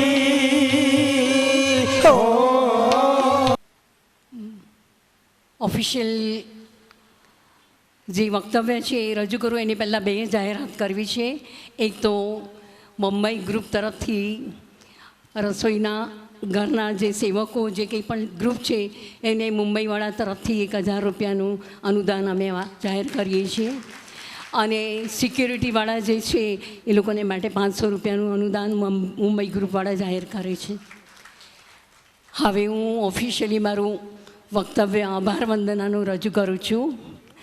સુરાસુરા સેવિત પાદ પંકજા કરે વિરાજત કમનીય પુસ્તિકા વિદેશ પત્ની કમલા સનસ્થિતા સરસ્વતી નૃત્ય તું વાચી મેં સદા. સિંહને શસ્ત્રતા, સિંહને કોઈ શસ્ત્રની જરૂરત ન હોય. વીરને મૃત્યુશા, વીર તો ગળામાં મૃત્યુની માળા પહેરીને જતો હોય, એને મૃત્યુનો ડર ન હોય. કોકિલા એટલે કોયલને સરગમશી, કોયલને કંઈ ટ્યુનિંગ શીખવા માટે કે કોઈ કોચિંગ ક્લાસમાં સંગીત શીખવા જવાની જરૂર ન હોય, જન્મજાત બક્ષિસ હોય. એવી રીતે સ્વજન આપ્તજનને આભાર વિધિનો ભાર અપાય નહીં. આપ્તજનને આભાર વિધિનો ભાર અપાય નહીં. છતાં પણ ઉરના ઉમળકાની લિપિ ઉકેલવાની, આ શુભ ઘડીની જતી કરવાની ભૂલ તો ન જ કરાય. અને એમાંય જ્યારે જન્માષ્ટમીનો આવો મોટો તહેવાર મળ્યો હોય તો હું મુંબઈવાળા ગ્રુપ તરફથી રજૂ કરવા માટે મને જે તક મળી છે એ માટે હું સૌનો આભાર માનું છું. સૌ પ્રથમ નગાધિરાજ હિમાલયની ગોદમાં બિરાજમાન આ ધરાધામ ઋષિકેશને અને ત્યારબાદ આપણી સંસ્કૃતિની જીવંત વેતી ગંગા મૈયાને અને આ સમગ્ર ચેતનામય વાતાવરણને આપણા બધાના નમસ્કાર. આ જ રીતે આ વાનપ્રસ્થાશ્રમમાં સુસ્થાપિત દેવ મંદિરમાંની આપણા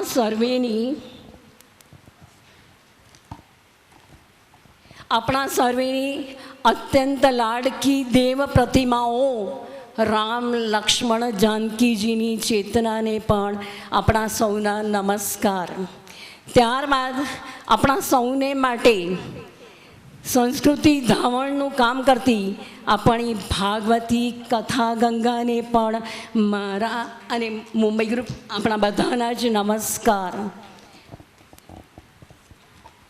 હવે આવે છે આપણા સૌના અતિ સન્માનનીય આપણા અંગ્રેજી માતાજી, આપણા અંગ્રેજી માતાજી અગ્નિશિખા દેવીજી ને પણ આપણા બધાના વતી વારંવાર નમસ્કાર.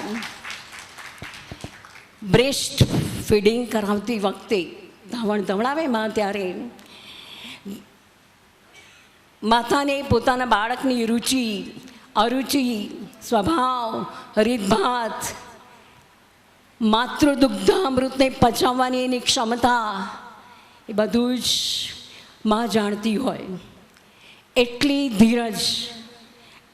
ધીરજ, એટલા માતૃવાત્સલ્યભરી કાળજી અને પોતાના સંતાનને ગુણ, વિદ્યા અને વિનય આ ત્રણેય સંપન્ન કરાવવાની અગ્નિશિખા દેવીજીની કાળજી અને પોતાના સંતાનને માટેનો જે અદ્ભુત પ્રેમ એમણે પોતાના વક્તવ્ય દ્વારા રજૂ કર્યો છે એ બેમિસાલ છે. આપણે સૌ એના સદાયને માટે ઋણી રહીશું. ત્યારબાદ ભાગવતજીની પૂજા અર્ચનાને આરતીના વિધિ વિધાન દ્વારા આપણા અતિ પ્રાથમિક કર્મકાંડોના મહિમાને જીવંત રાખવાનો પૂજારીજી દ્વારા જે પ્રયાસ થયો છે એમના સહાયક સ્વયંસેવિકો સાથે એમને પણ અનેકાનેક અભિનંદન. પછીની કતારમાં આવે છે યજમાન પરિવાર, જેમણે છે કપિલ મુનિના માતા દેવહૂતિના ઉદ્ધારથી માંડીને છેક રૂક્ષ્મણી વિવાહ સુધીની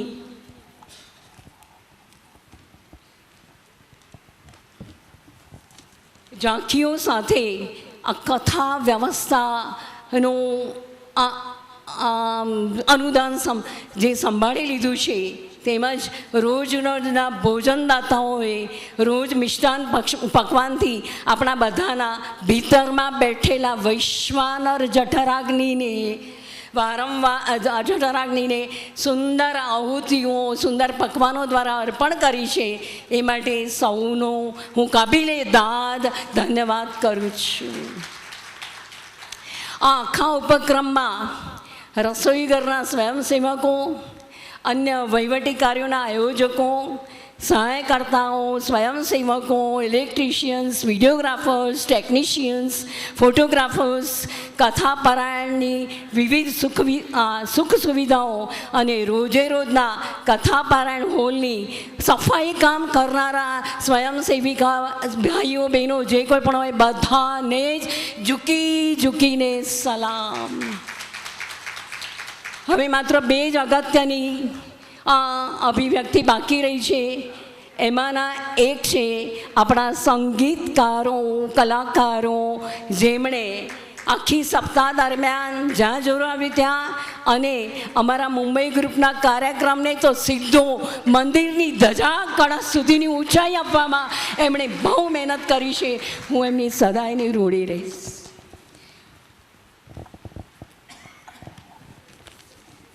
અને સૌથી અગત્યની અને સાંભળવા જેવી વાત હવે આવે છે. राम जी चले न हनुमान के बिना, हनुमान जी चले न उनके साथीदार के बिना. तो अपना मान्यवर बलवंत भाई तथा अपना सन्माननीय मंजुला बेन એમની અથાગ ચીવટભરી આયોજના દ્વારા કથા યજ્ઞમાં સાક્ષાત સુગ્રીવજી, બળદેવભાઈ સુગ્રીવજી અને મંજુલાબેન હનુમાનજીની ભૂમિકામાં સતત 24 કલાક કહીએ તો પણ ઓછું પડે એટલી સુંદર ભૂમિકા એમણે ભજવી છે. એ માટે બધાના જ વતી પુનઃ પ્રણામ. આ કથા સંજીવનીનો આખો પર્વત એમણે બંને જણાએ પોતાની હથેળીમાં ઝૂલી લઈને 7 દિવસ સુધી આપણને સૌને સંજીવની જડીબુટ્ટીનું ચાટણ ચટાડ્યું છે. એમાંથી કેટલા પ્રજીવકો, વિટામિન્સ આપણે લેવાના એ આપણા પર આધાર રાખે છે. અંતમાં એટલે એ બંને માટે તો હું એટલું જ કહીશ, બીજા કોઈ શબ્દો નથી. મધુરાધિપતે રખિલમ મધુરમ, મધુરાધિપતે રખિલમ મધુરમ. અને લાસ્ટમાં એટલું જ કહીશ, उजाले अपनी यादों के हमारे साथ रहने दो, न जाने किस गली में ये जिंदगी की शाम हो जाए. आज वस्तु आदिल कविए शायरी ગુજરાતીમાં કહી છે, આ ધરતીની ધૂળથી માથું ભરી લઉં, આ ધરતીની ધૂળથી મને મારું માથું ભરી લેવા દો, પછી આ ધૂળ મળે કે ન મળે, પછી આ ધૂળ મળે કે ન મળે. ઓમ સર્વેત્ર સુખિનઃ સંતુ, સર્વે સંતુ નિરામયા, સર્વે ભદ્રાણી પશ્યંતુ, મા કશ્ચિત દુઃખ ભાગ ભવેત. હરિ ઓમ. જય હિન્દુબેન, જય. જય ગિરનારી.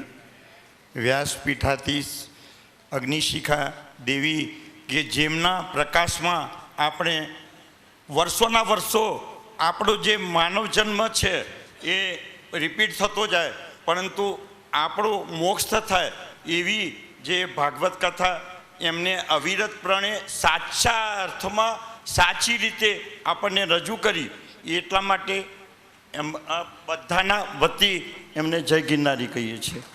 બીજું કે તમને એવું લાગે કે આપણે આ બધું કરીએ છીએ, પરંતુ હું 15 થી 16 વર્ષથી અહીં આવું છું. મારી રૂમમાં બેઠો તો સવારે અને મેં કીધું કે આ જૈનો લોકો કોઈ કરે તો અમી છાટ ના થાય, પછી આપણે હવન કરીએ તો આપણે વરસાદ પડે, એવું કંઈ થાય. તો અમે તો 15-16 વર્ષથી આવીએ છીએ.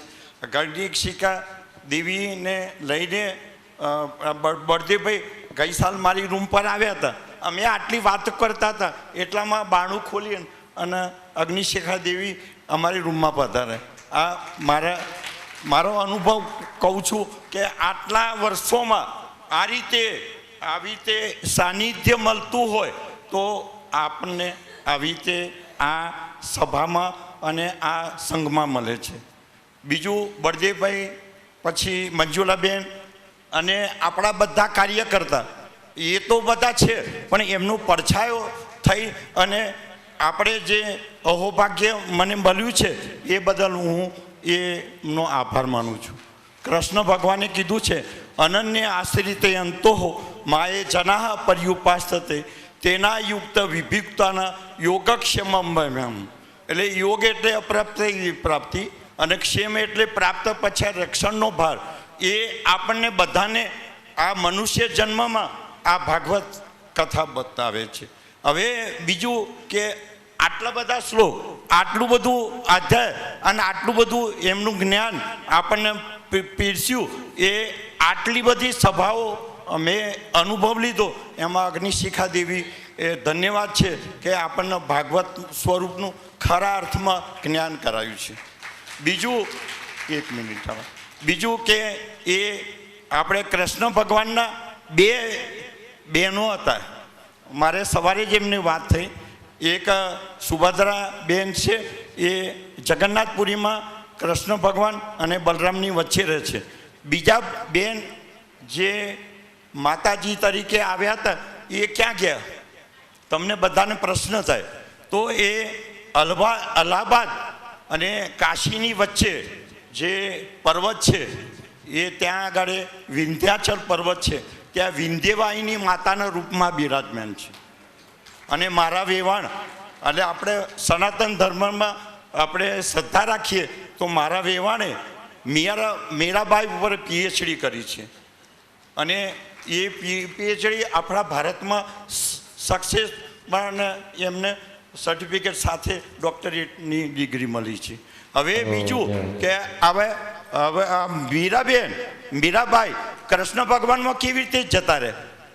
ક્યાં?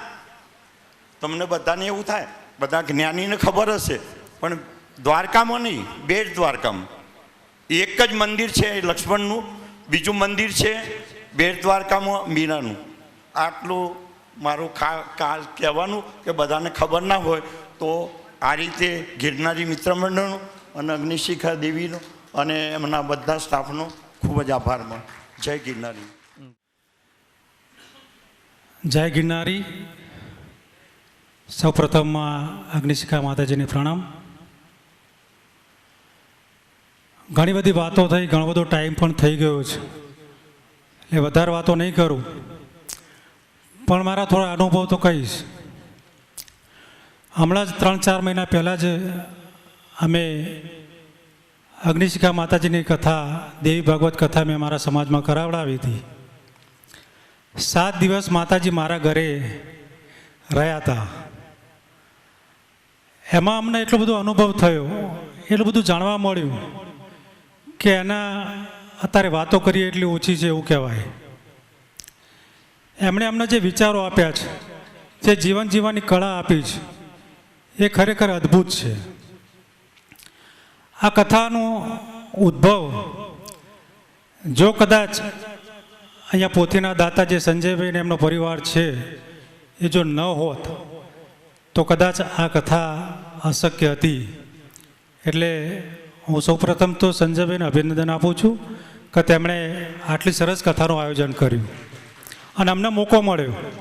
માતાજી એમને કહ્યું કે વસંતભાઈ તમારે ચોક્કસ આ કથામાં આવવાનું છે, અને અમે એમની વાતને સ્વીકારી અને અહીંયા કથામાં આવ્યા. અને કથામાં આવ્યા પછી અમને એવું લાગ્યું કે ખરેખર અહીંયા તો એક સ્વર્ગ જેવું છે. અમારા બેન હતા અને અમારા ધર્મપત્ની બંને કહ્યું કે અહીંયા દર સાલ આપણે માતાજીની કથા હોય ત્યારે આપણે હાજરી આપવાની છે.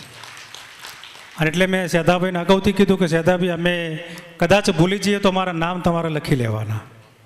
એટલે આટલી સરસ અદ્ભુત કથા, અને એમાં તે જ્ઞાન સાથે ગમ્મત. માતાજીનું જ્ઞાન તો આપણને મળે જ છે, પણ સાથે સાથે અહીંયા ગમ્મત પણ મળે છે આપણને. તમે જુઓ વનેચરનો વરઘોડો,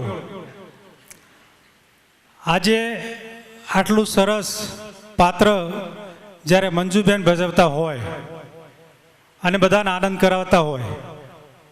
ગઈકાલે મંજુબેને કહ્યું હતું ભાઈ મને માઇકમાં બોલતા નહીં આવડતું. આજે કેટલું સુંદર બોલ્યા, એ તમને લાગણીસભર બનાવ્યા. એમણે એમના જીવનની જે વાત કરી, અમે તો જાણીએ જ છીએ કે હું જાણું છું ત્યારથી એ સમાજ સેવામાં પડેલા છે.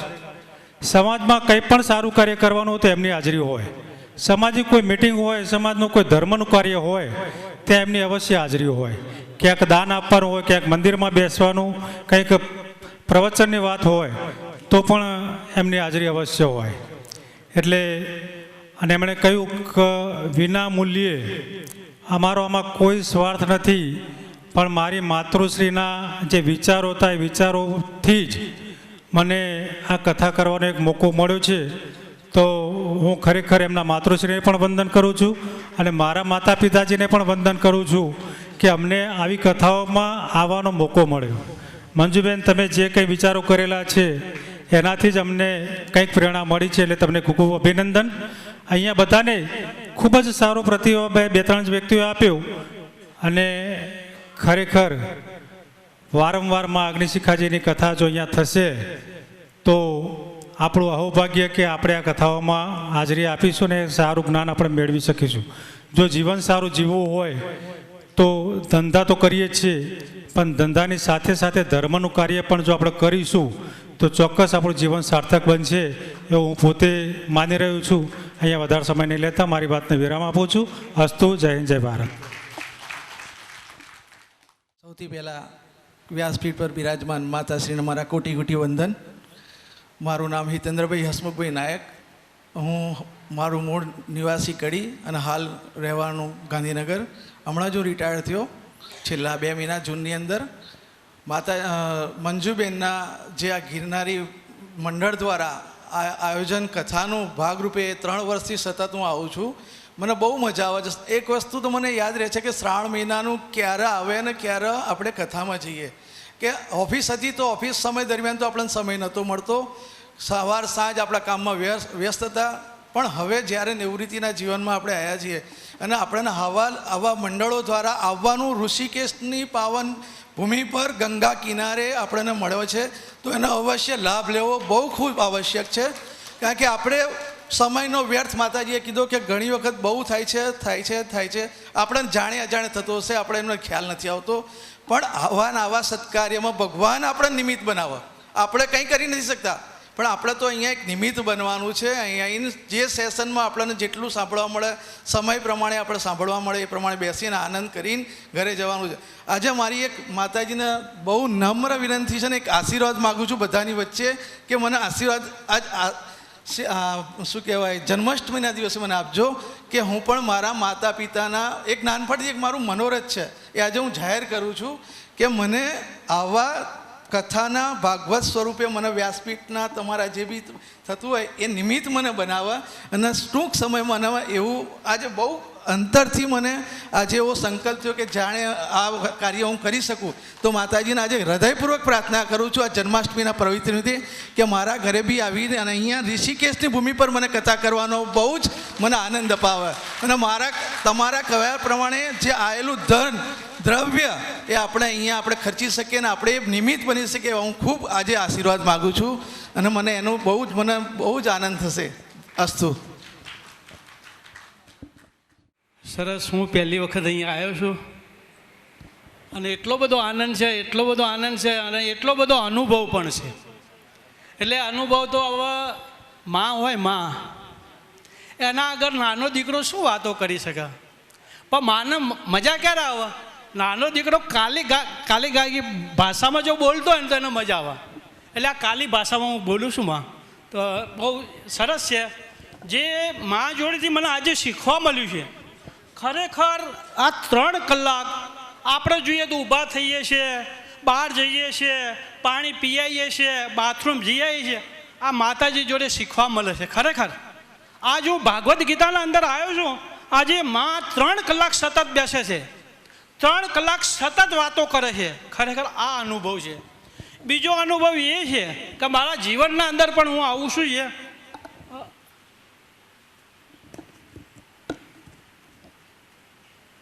જે કેટલી સરસ વાત છે વિવેક, જે એમાંથી વિવેક આપણને શીખવા મળે છે. દક્ષતા, આપણે કોઈ દક્ષતા છે કોઈ જાતની બોલવા ચાલવાની? ખરેખર એમની વાણી કેટલી બધી પવિત્ર છે. એટલે એ વાણી જોવા મળે.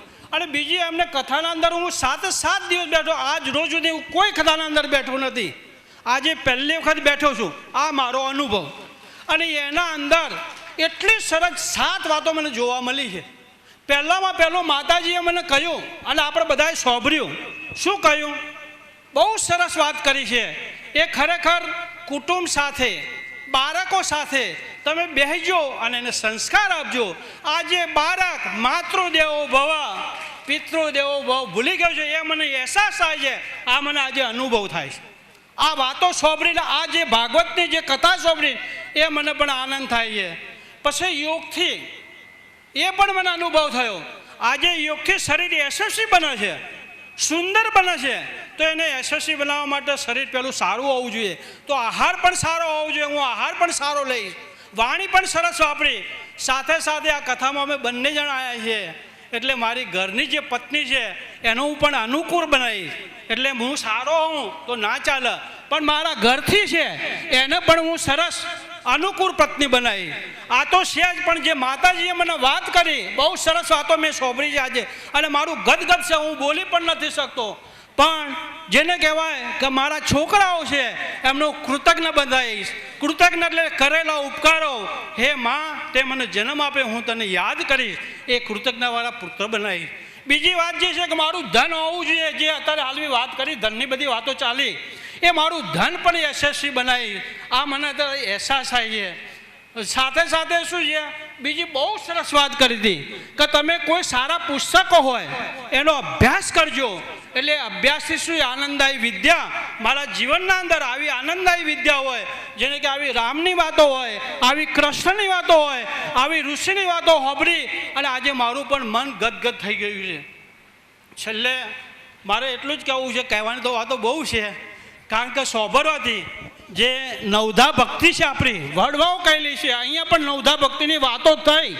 એના અંદર મુખ્ય વાત હતી કે જે નવધા ભક્તિનું પહેલું પગથિયું આપણા પૂર્વજોએ કહ્યું, પહેલું પગથિયું જ્યારે માતાજી જોડે જવું હોય, નમસ્કાર કરવા જવું તો પહેલું પગથિયું. આપણે બધા પગથિયા તો ચડવાના નથી, પણ શ્રવણમ એટલે સાંભળવું.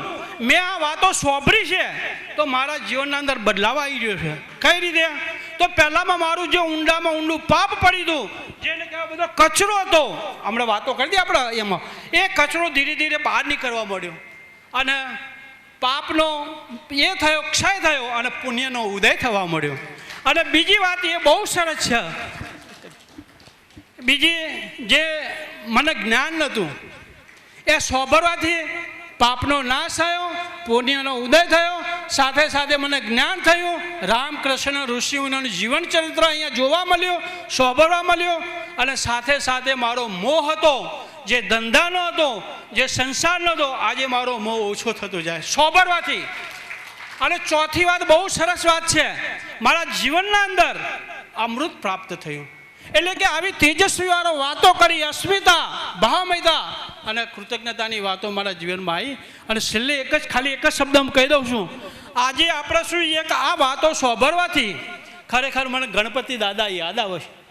ગણપતિ દાદાના તમે જોજો, એના કાન છે સુપરા જેવા છે, સુપરા જેવા. સુપરું શું કામ કરે? ઝાટકવાનું કામ કરે. ઝાટકા કેવી રીતે? બહેનોને ખબર છે, આમ ઝાટકા ને એટલે કોકરી હોય, કચરો હોય, બહાર નીકળી જાય અને સારું અંદર રહે. આજે આપણે અહીંયા કથામાં આવ્યા છે, મારે પણ આ શીખવું છે. કચરો બહાર કાઢી નાખો છો, કહેતી હતી આ વાતોથી મારે બહાર કાઢી નાખવી છે, પણ સારું છે, મારા અહીંયાથી સારા વિચારો છે એ ઘરે લઈ જવા છે. અને વારંવાર જે આપણે વાત કરી હમણાં એને વાગોરવા છે, અને વાગોરીશું તો આપણું પાક્કું થશે.